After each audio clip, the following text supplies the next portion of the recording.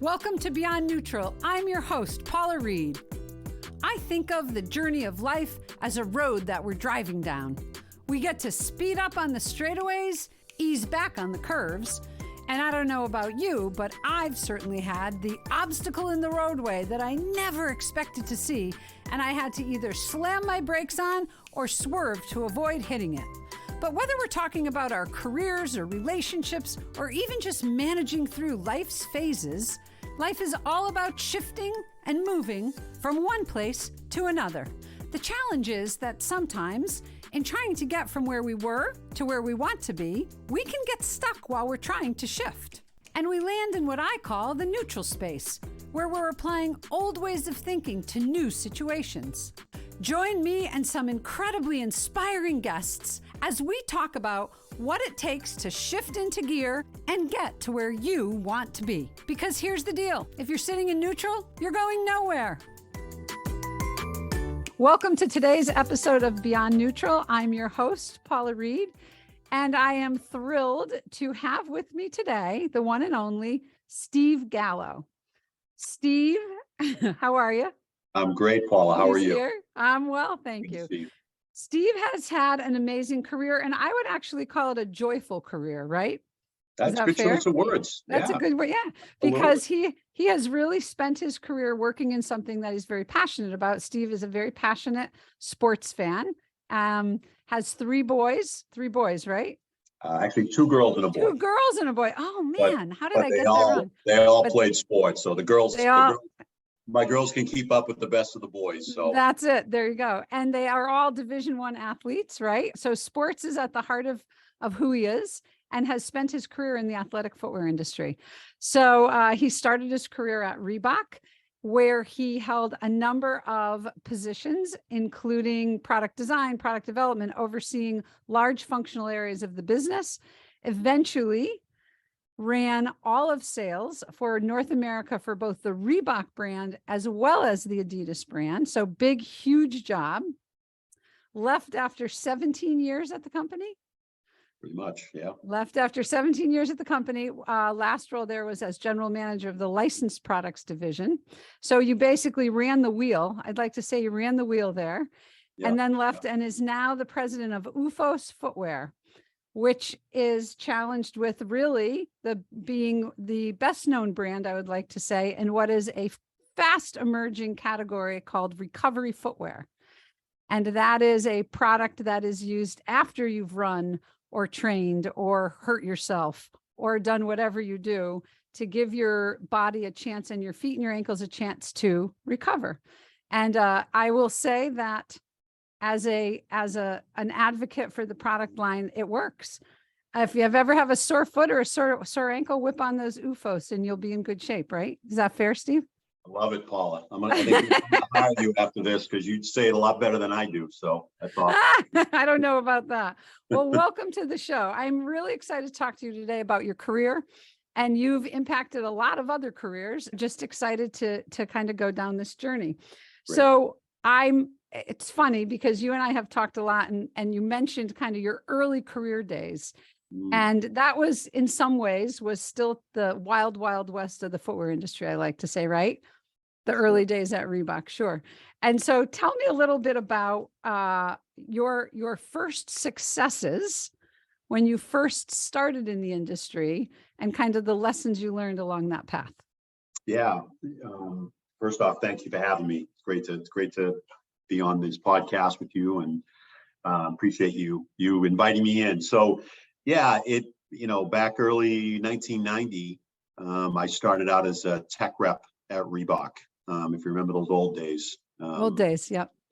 That we supported the sales team and worked retail, and it was a great role right out of college. As you said earlier, being an athlete and being a real passionate advocate of footwear, particularly athletic footwear, it was a great fit. And when I got in, it never seemed like work.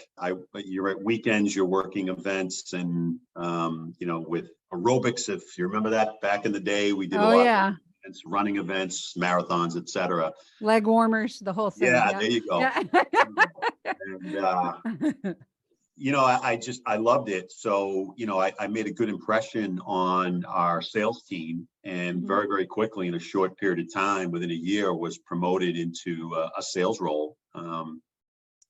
And basically the pitch to me was, hey, you're going to be taking over territory that's a mess. Just wanted to let you know you're going to be, moving into a hornet's nest. And they gave me the offer, and I'm still young and just out of college, and I wasn't a very good negotiator back then, and it was double my salary, and I was like, yeah, I signed on the dotted line. I'm in, right? Yeah, I'm in. Driving home fast. My newly married, my new wife. You won't believe what just happened. You hit the jackpot. Yeah, we can pay rent this month, so we're good. And dove in, and honestly, you and I have talked about this before. Sometimes when you're taking over a territory that had its challenges or difficulty, it's actually easier because there's nowhere to go but up, right? But I did have to deal with some pretty upset customers and look at distribution in the territory. And I come to find out I was very good at it, right? I think I know how to be very empathetic with people. And one year I was the sales rep of the year. And early on, was that in your first year? That was my first year as a sales. First year. Yeah. So great early success. Yeah. And this was 1992. Interesting fact. I won a trip to Barcelona to the Olympics. Wow. How exciting. Yeah. Sure. So that's great. My wife and I had 2 good trips that year. So that's good. So it was good. And then I was asked to move out to the Midwest, Indianapolis, Cincinnati, to take over a very large, fast growing account called the Finish Line at the time. And again, they needed someone really to come in with my skill set and, turn around the business and maximize it. And so this was in your second year, Steve? This was in my about 2.5 years. Okay. Yep. So promoted in 2.5 years. Yeah. 2 promotions in 2.5 years. Yep. And then was there for a year. Yeah. I turned that territory around. I called on Shoe Carnival. One of the accounts I had back then was BG Shoes. I think they're no longer in existence, but it was a great experience, and one rep of the year again, lo and behold. So I was pretty fortunate in that regard. And then was promoted or took a role back in Canton at the headquarters, calling on Foot Locker. So 3 promotions, 3 years, 3 promotions. 3 years. Yep. That's good. It was great. And then you're on a roll. There you go. Things are going great. Next stop, CEO. Yeah. Oh, yeah. You know everything. Do you pretty much know everything now? Yeah, exactly. So, and I got into that business, and it started out great. And I was saying to myself, I want to take on even more of the business. I was selling on the kids side of the business, and it was much less pressure than the bigger categories that, basketball and running, as you know.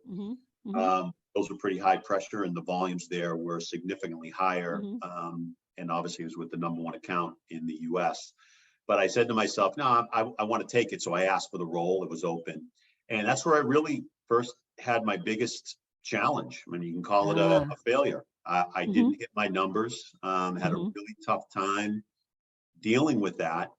And, when you're moving up the ladder that quickly, you don't see your blind spots all that well, or I didn't.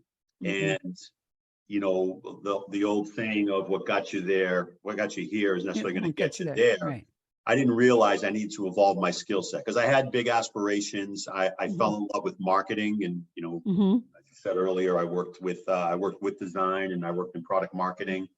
That was a big passion of mine, and my sales background helped me be successful in that. But that was a tough time for me, and I really struggled. I was told I wasn't strategic enough. I didn't quite understand what that meant at the time. Yeah, that's always a word that is really hard to describe what that means, right? Exactly. Hard thing to teach. Yeah. Yeah. And, look, the way I put it in simple terms is, I'm great at knocking down the locked door, but you can't always knock it down. You have to understand how to pick it and be smart about how you enter it. And, it was eye-opening. So I talked to a few people, and they thought, hey, look, an MBA program for you would be very beneficial. And I did some researching, and, I had to work full time. Was starting a family. And so I went nights. And honestly, Paul, it was an amazing move for me, because I could apply a lot of the things that I was learning that I couldn't really talk to in business meetings, that on the academic level, the light bulb went on for me. Oh, right? that's fabulous. Yeah. So I was, as opposed to going for your MBA after school, one of the things after undergrad, one of the things people always ask me about is, how important is an MBA? I said, I think it's important if you think it could help you get to where you need to go.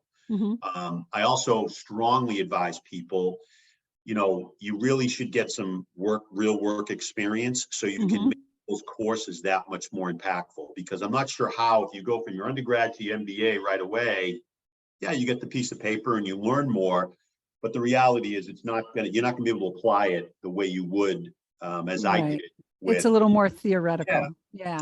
So I can see SWOT that. analysis and going in and building strategic intentions and the whole thing. Those types of frameworks.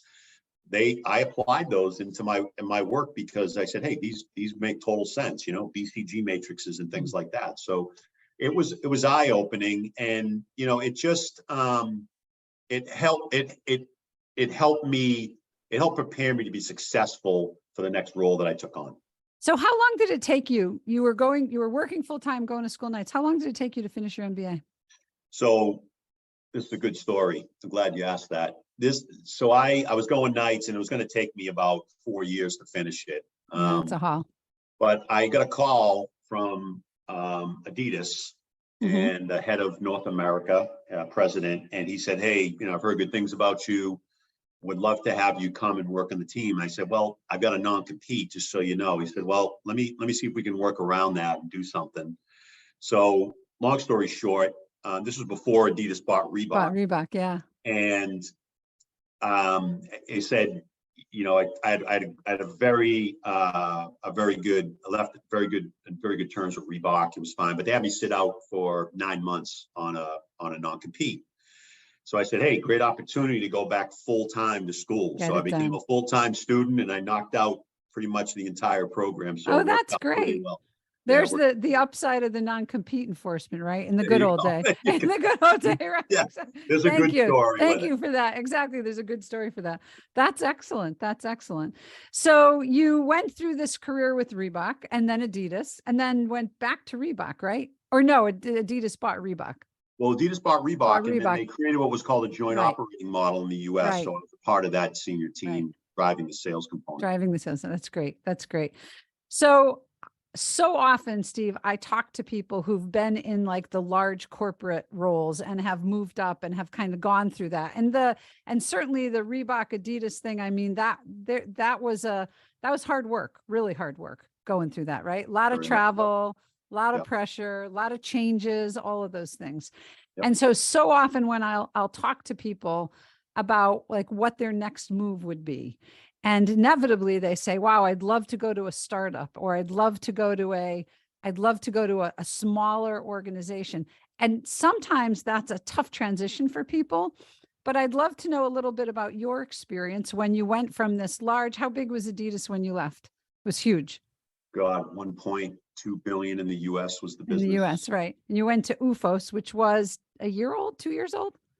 Pretty small, pretty young. It was actually 5 years old, and they were doing, well under, $25 million. Rounding errors, right? Yeah, exactly. You had to count the paper clips back then. So absolutely. So tell me what that was like for you. Honestly, it was, I'll tell you right now, it was very refreshing. I was nervous going into it, obviously, because it's a little bit of a different element, and one thing people always tell you is, well, you don't have the resources, right, that you had at the bigger companies. Well, what I think it forced me to do, and I think it does for a lot of other people, is yes, it's less resources, but you learn to utilize those resources much more efficiently. So, that dawned on me when I came in, and honestly, the transition was easy. And really, I was really surprised by. I think number one, the people here, the founders were great. Right. They were very supportive of me when I came in, worked really well with them. And then the other folks, we were really small. I think we maybe had 20 employees or something like that. Mm-hmm. And we're up over 100 today. But Wow, that's great. You're sitting down with a small group of people, like-minded, sharing the same values, and you're making decisions on product, on distribution, supply chain, et cetera. And, it was just, I think all that I did in my career through product marketing and sales served me very, very well. In that it kind of brought me back to what those brands were probably like in the early days when they first started as well, so, Sure. For me, it was just really refreshing. And again, just to work with a smaller group of people and touching all the different disciplines within the business was just fantastic. And I'm a lifelong learner. I like to learn about a lot of the aspects of the business, read a ton of business books and, high leadership level profile, autobiographies, et cetera. And, a lot of the lessons you learn from folks like that, Louis Gerstner, Steve Jobs, those type of people, you apply those and you remember all those things and you see them come to fruition, especially in early days of a startup. Absolutely. So you went there, the company was 5 years old and you've been there for 5 years now, right? 5 years. Yeah. So we're 10 years. Yeah. So what has that journey been like? In terms of, because now you're not a small startup. Now you're now you're kind of, That's a great question to segue into. It's become harder because you're adding more people. The complexity of the business, comes into any type of organization as you add on more people. That's why what I'm learning firsthand is you want to make sure you bring people in who truly live your values and your mission. And, it's not something that they just is on a board and they say, oh yeah, no, I'm always inclusive. Right. Right. You really gotta test that because you have that opportunity, to be able to vent those and put them through that filter. And that's been important. But as you grow, you can't do all the things that you were doing when we were 20 employees. So it's been more challenging. I love it because I'm surrounded by great people who have skill sets that I don't have. My role has evolved because before I'm picking colors on a wall with Paul Brown. Right. Paul, I think we should merchandise this way, that way. Meanwhile, we have a head of design now that, they work with our product marketing team and they develop it. So I had to know to step back and trust those folks to be able to do it. So, I'm curious a little bit about what about your experience enabled you to do that or kind of triggered in you that, okay, hey, I've got to let go of this now, because for a while, I'm sure it was a little bit of your baby, right? Which you're right. Yeah. And now you've got to say, I got to let go. I can't do this to be the leader I want to be and empower people. What was that like? Yeah. I had an experience when I was part of the team that worked on the RBK team that Paul Fireman started, which, Reebok had gotten a little bit stale and wasn't as relevant with youth culture. And it was a very small team. It was almost like running a little bit of a small company, if you will. We had our own budget, et cetera. And it was very similar in that I had to hire, other product managers after I was running, and I didn't let go. And they were very talented people, but I just didn't have the trust in them. And that was completely on me. So, I drove them away. And the funny part is the business went down, right? And the product became stale. So I hearkened back to that experience in this case and learned from it. And said, look, I'll ask tough questions and ask why we're doing this, doing that. But I'm doing it to really kind of test their confidence in what they're presenting. So, that has served me well. It's not perfect, but, I've gotten a lot better at it and I've seen the results where, we've created products that the consumers have really gravitated towards. And that's due to the team that we have here. That's excellent. I'm curious, when you're thinking about that, did you make a conscious decision, or was it unconscious where you said, okay, wait a minute, I've been here before. I know this is something I have that challenged me before, and I've got to be conscious of this? Or had you gotten to the point from a maturity level as a leader that you could just go with it? Yeah, I think it was consciously unconscious. Consciously unconscious. Okay. So I think it was a little bit of both. I tend to internalize things quite a bit, but I thought about it. There's times I have to bite my tongue, and I don't always bite my tongue, but I definitely know that I catch myself consciously to say, hey, look, you need to let this go. There will be times when I feel very strongly about something that I'll voice my opinion, but the one thing I've learned is, healthy debate is critical when you're making these decisions. And we have a team that we're respectful. We don't offend each other, but we're open and honest, I tell people after, hey, I really appreciate you giving me that feedback. And a lot of times they'll say, oh, well, I didn't want to offend you and all that. And you're not, you just made me better. So that's excellent. That's awesome feedback on that, Steve. Telling somebody that works for you that they make you better is phenomenal, because that's really what all our goals are, right? As leaders, and you want to hire people that make you better. And we say that often, but we sometimes have a really hard time actually owning it and sitting in it. Yeah. True. Yeah. What are some of the challenges that, as you look at where your business is right now, what are some of the things that, as you look forward, you're thinking about or wanting to prepare yourself for? Yeah, very good question. As the business grows and, you become, you don't want to become complacent, right? And if, we're a mission-driven company, we want to stay a mission-driven company.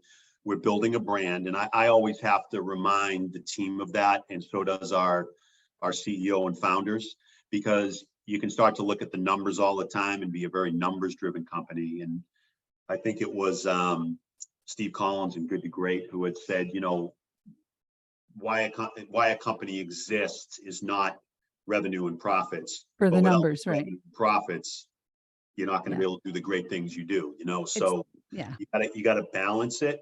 And that's always a challenge. So I think that's something that we're fighting with, right now. But, I think we got teams that clearly understand this business. And when your founders are product development and design background, we're in pretty good hands there. So you're constantly looking at innovation. Innovation is what's driving you. Sure. Yep. Sure. Yep. How about you as a leader? What are you thinking about in terms of your own continued leadership development?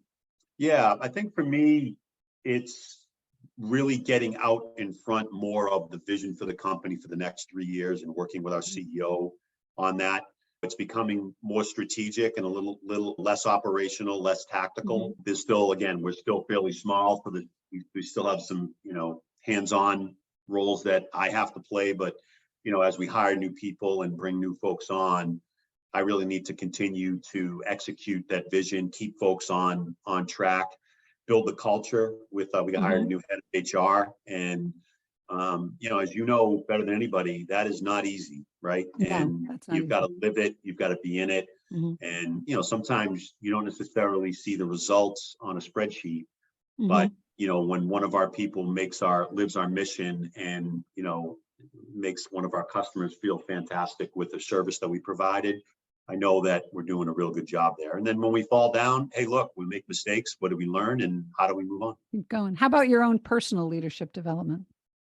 Yeah, I think for me, supply chain and finance, I can get by on those two areas.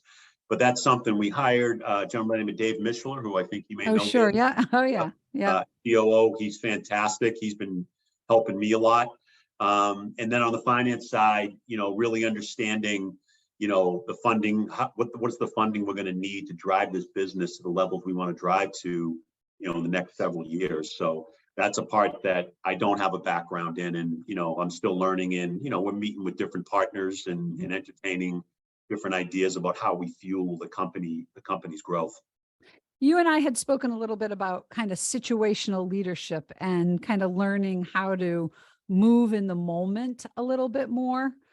Tell me a little bit about your thoughts around that. Yeah, when you think about, the old, back to my early days in the 90s, command and control was the way to Right. do it, right? Well, Steve's the president. He must know everything.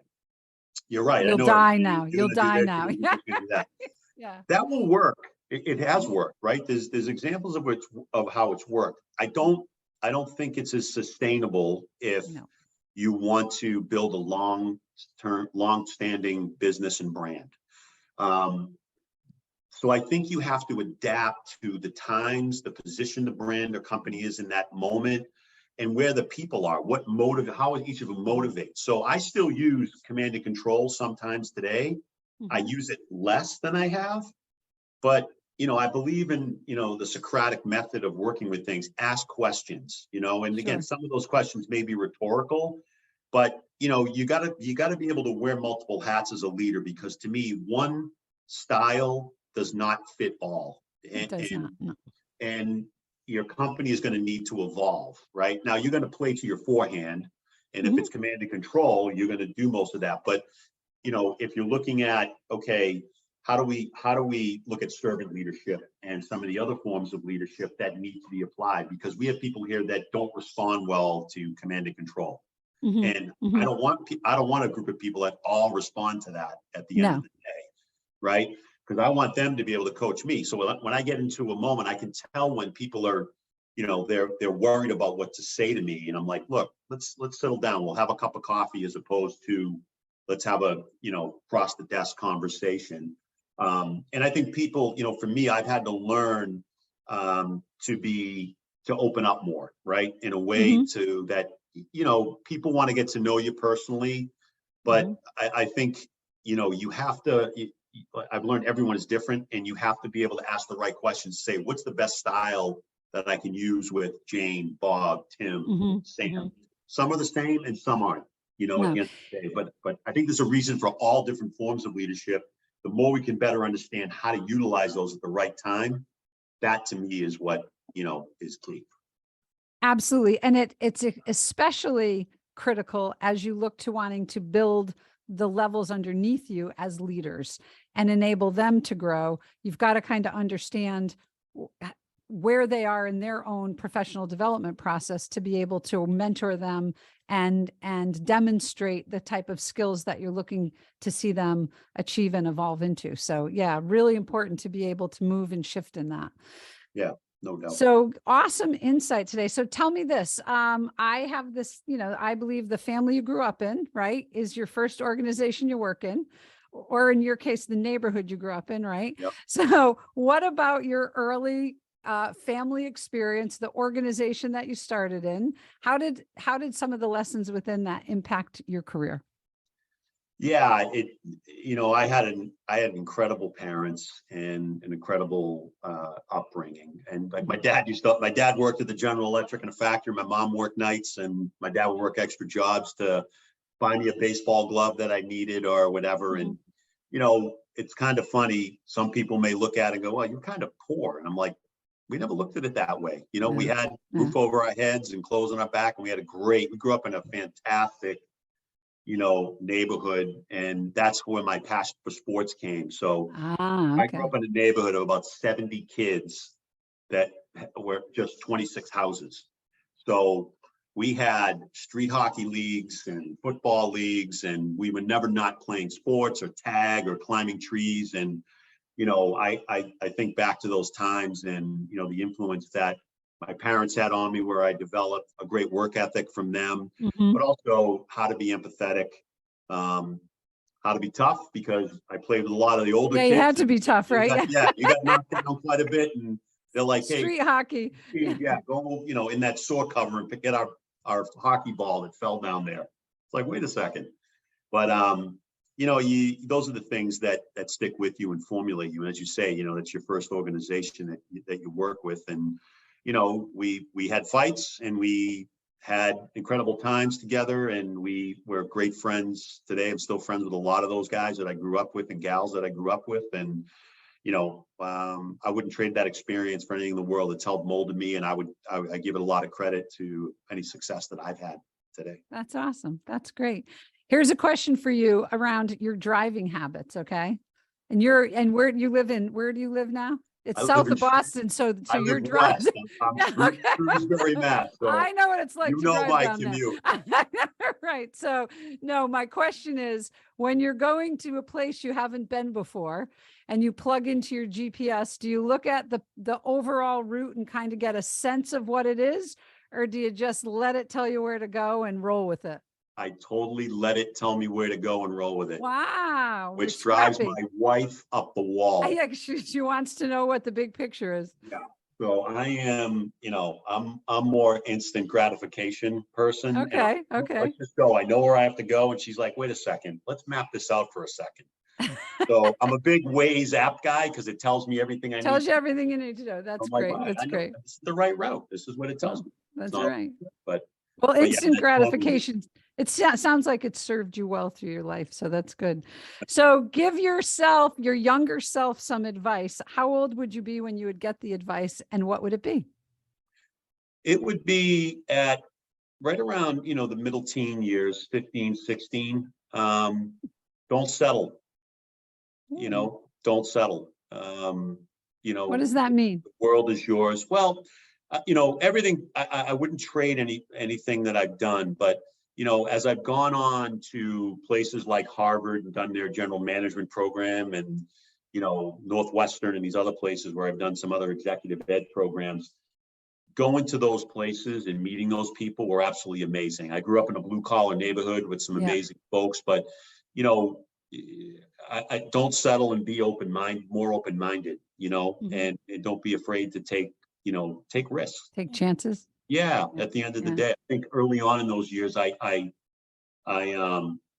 settled probably a little bit too much. Maybe it was more of a confidence issue. But I would tell myself that, have I where I am today, I think I would have done a lot of the things I did sooner as well. And just, not been as apprehensive and, taking a little bit more risk.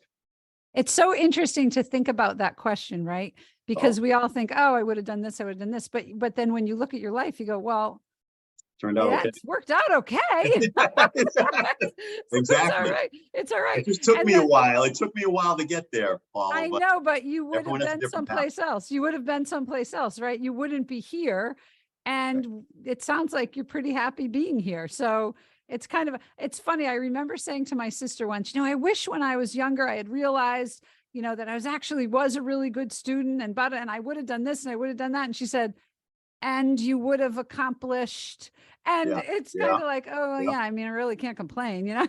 It's kind of worked out just fine. So everyone has a different path, right? Everyone has a different path. Yeah. And that's really the story, right? Yeah. Everyone has a different path, and then who you are at this point is a culmination of all of those decisions that you've made and the insight that you've gained about, wow, I learned this and maybe I would do this differently, and kind of, you impact your kids that way, I guess, right? Yeah, no doubt. A little bit so. Yeah.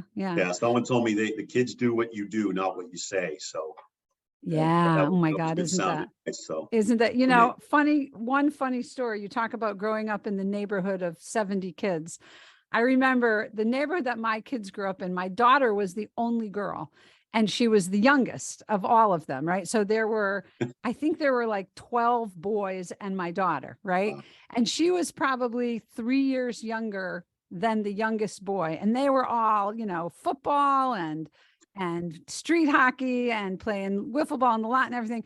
And her best friend was moving, and I was driving. She was probably like 7 years old.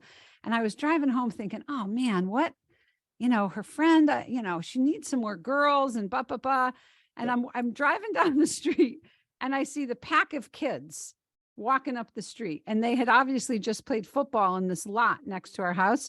And it's all the boys and Kat's standing in the middle. And then I realized she's carrying the ball. And I kind of said, I love it. She's going to be fine. I love it.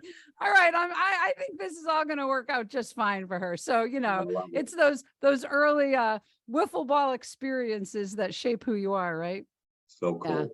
So Well, cool. Steve, you've been an awesome guest, and I thank you so much for your time today and your insight, and absolutely wish you the most success you could have as you navigate the road ahead with Oofos and all that it's going to be, which is, I'm sure, an exciting journey for you. Great. Paula, thanks so much for having me. It's always great to speak with you. My pleasure. Take care. Keep You driving. too. Hey, thanks so much for joining us this week on Beyond Neutral. I'm your host, Paula Reed. Make sure to visit our website, www.readandco.com, for this week's show notes. And if you found value in today's episode, I would appreciate you giving us a rating on Apple Podcasts or share it with a friend. Also, don't forget to subscribe on Apple Podcasts, Spotify, Stitcher, or wherever you get your podcasts. All of this helps to support the show. Have a great week.